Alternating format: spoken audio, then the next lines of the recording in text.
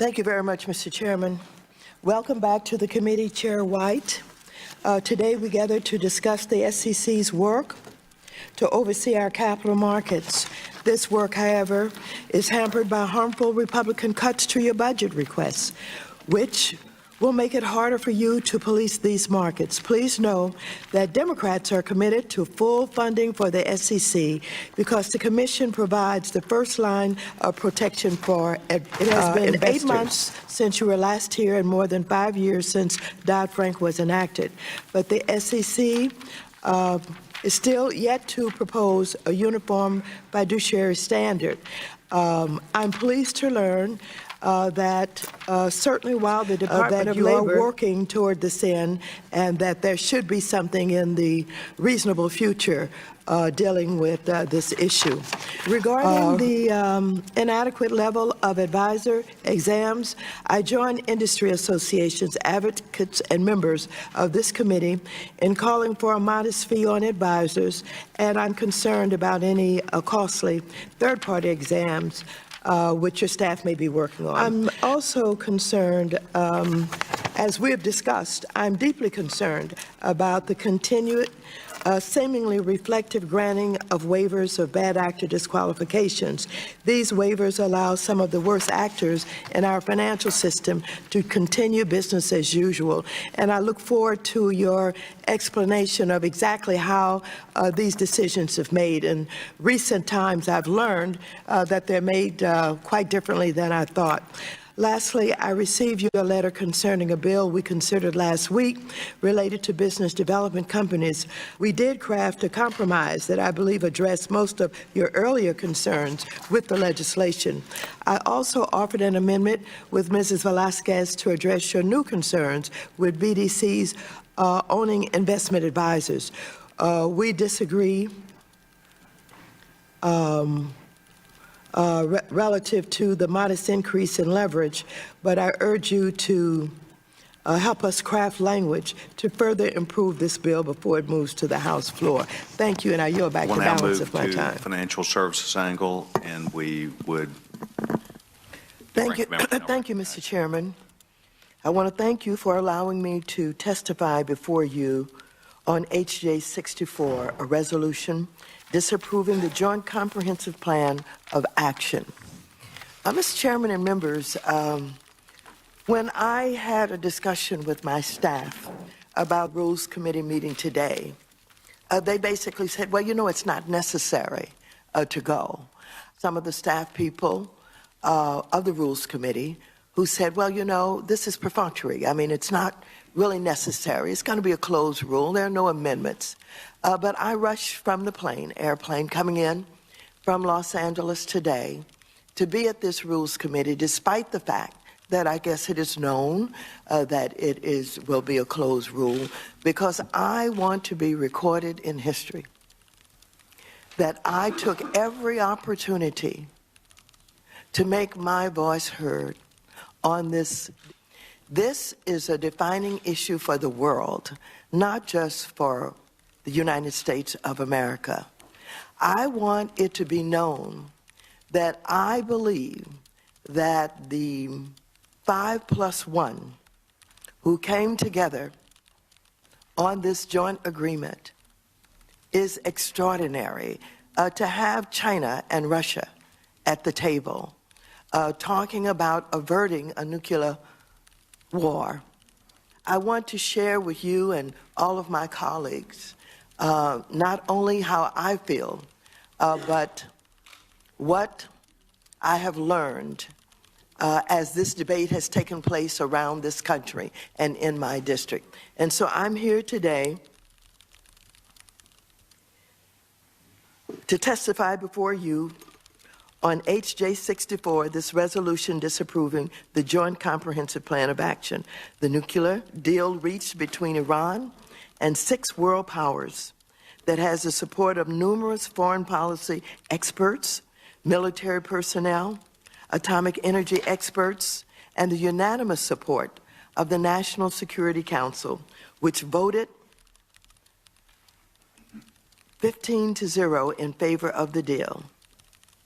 I very much believe this deal is in the best interest of the United States and international security because it stands up very well as a barrier to proliferation for at least 15 years, and it establishes an intrusive inspections regime to ensure that Iran's program remains heavily monitored and exclusively peaceful.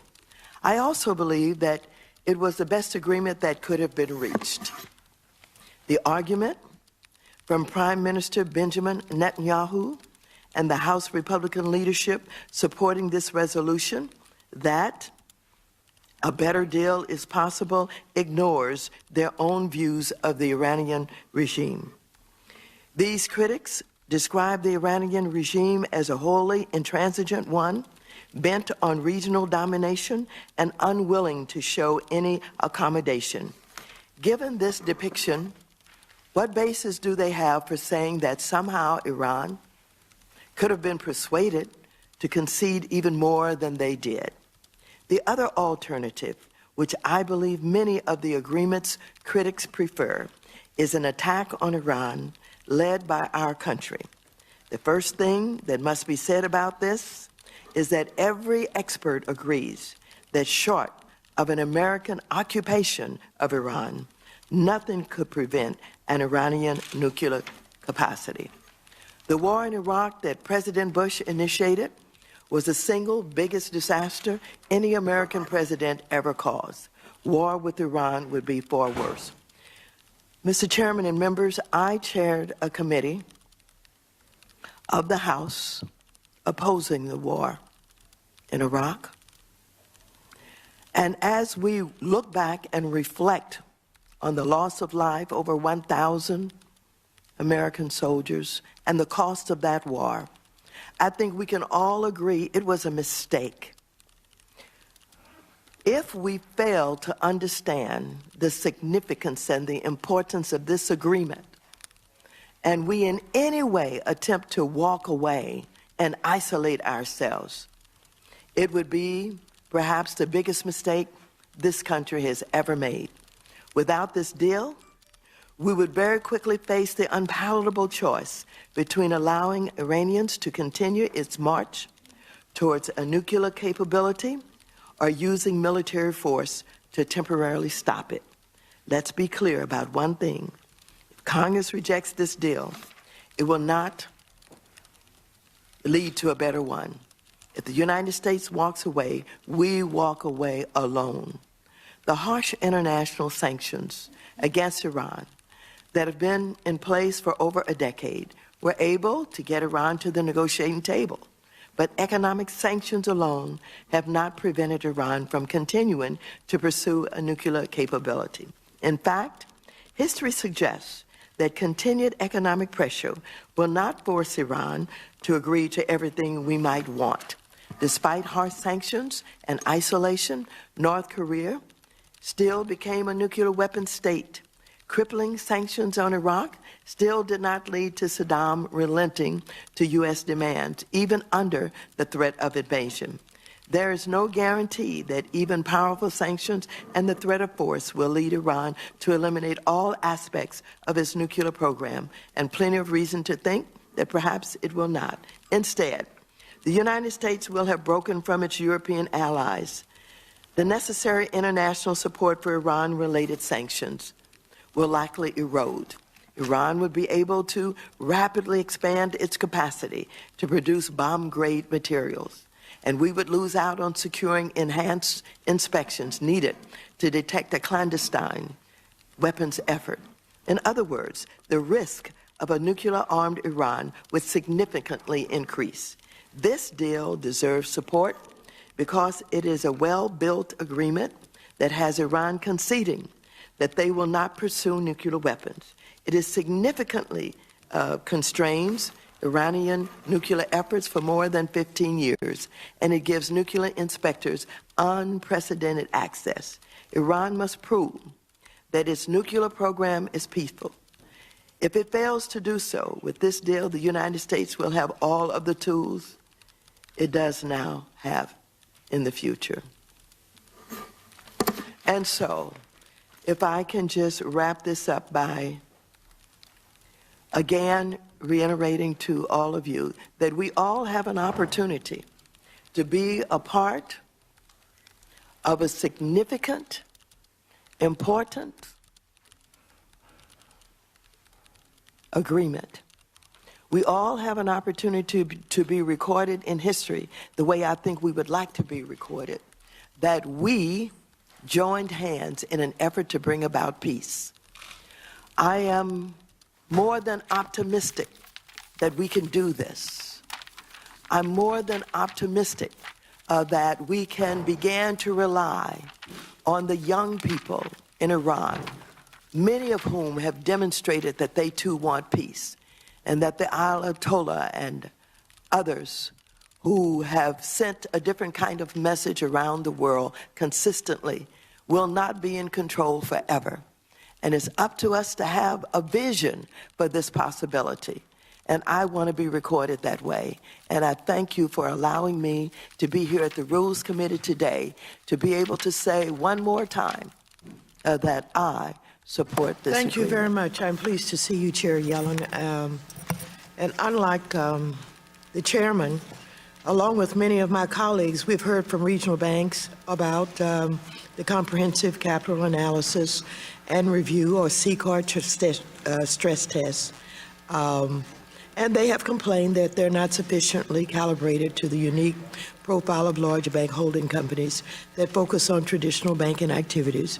We've also heard that the annual filing of living wills is cumbersome for the banks and not particularly helpful for the Fed supervisory can you process. discuss why H.R. 1309, a bill debated by this committee yesterday, which addresses this topic, would be severely damaging to the Fed's ability to respond to systemic risk on an agile and comprehensive basis? Secondly, will the Federal Reserve commit to doing further tailoring using the existing authority provided by Section 165 of the Dodd-Frank Act, specifically on the two issues I cited earlier, CCAR stress test and living wills?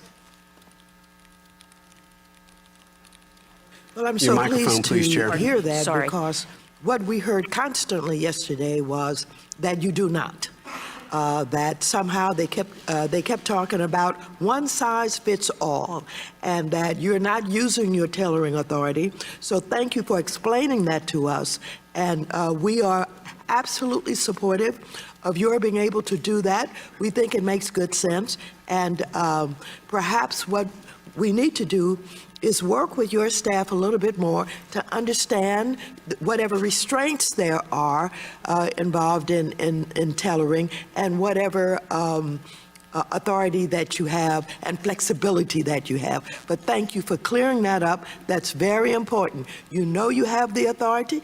You understand that Dodd-Frank gives it to you. You use it, and you welcome any questions about from this committee about how you use it and how you can't use it. So thank you very much. Thank you, Mr. Chairman, for holding this hearing, and thanks to Federal Reserve Chair Yellen for making herself available to testify. The 2008 financial crisis inflicted staggering damage to our economy. Within the months before President Obama took office, employers shedding more than 800,000 jobs a month, unemployment topping 10%, home foreclosures displacing millions of families, and entire industries on the brink of collapse. Congress responded to this devastation by passing the most comprehensive overhaul of our financial system since the Great Depression, the Dodd-Frank Wall Street Reform and Consumer Protection Act. Significant responsibility to the Federal Reserve, and directed the Fed to improve its supervisory program so that another crisis of such scope and depth would never happen again. Recognizing that the Federal Reserve failed to apply appropriate prudential standards to large banks, Congress directed the Fed to impose enhanced requirements for capital, liquidity, resolution planning, and other factors to ensure that no large bank or group of banks could again endanger our economy. I'm eager to hear from Chair Yellen on the progress of these reforms, along with a description of how the Fed is using the flexibility embedded in Dodd-Frank to tailor regulations appropriate to the sizes and risk of different types of bank. Congress specifically permitted the Fed to differentiate among companies on an individual basis or by category, considering their capital structure, riskiness, complexity, financial activities, size, and other factors. The Fed should use this authority. Likewise, Dodd-Frank provided the Fed with new responsibility to collectively regulate the activities of systemically risky non-banks entities such as the insurance company, AIG, whose near failure imposed dire systemic consequences on our economy just 7 years ago. I very much would like to hear from Chair Yellen about how the Fed has bolstered its expertise to take on these new responsibilities. And let me also express my deep concern about legislation this committee considered during a markup this week that would severely undermine efforts by the Fed to regulate both banks and non-banks. With regard to banks, the legislation would hamstring the Fed's ability to regulate all but the largest globally active banks, ignoring how the failure of many large interconnected regional banks could have dire consequences for our economy. Similarly, other legislation would undermine the Financial Stability Oversight Council's ability to identify supervisory gaps, designate non-bank firms for enhanced prudential regulation, and ensure that the Fed is regulating them on a comprehensive, consolidated basis. Finally, as we just have passed the 5-year anniversary of Dodd-Frank, I think it is important to remind the committee and the public of the need to be ever vigilant of the threat of another crisis. Among our supervisors, we must guard against complacency and regulatory capture. Among our law enforcement, we must hold institutions and individuals accountable, something that former Chairman Ben Bernanke in his recent book said that we did not adequately do. And here in Congress, we must be mindful of attempts to defund and defang Dodd-Frank. The American economy has made substantial progress since the depths of the crisis, but that progress will be threatened if we do not protect these reforms, both in statute and in practice. So thank you, Mr. Chairman, and I yield back the balance of my time.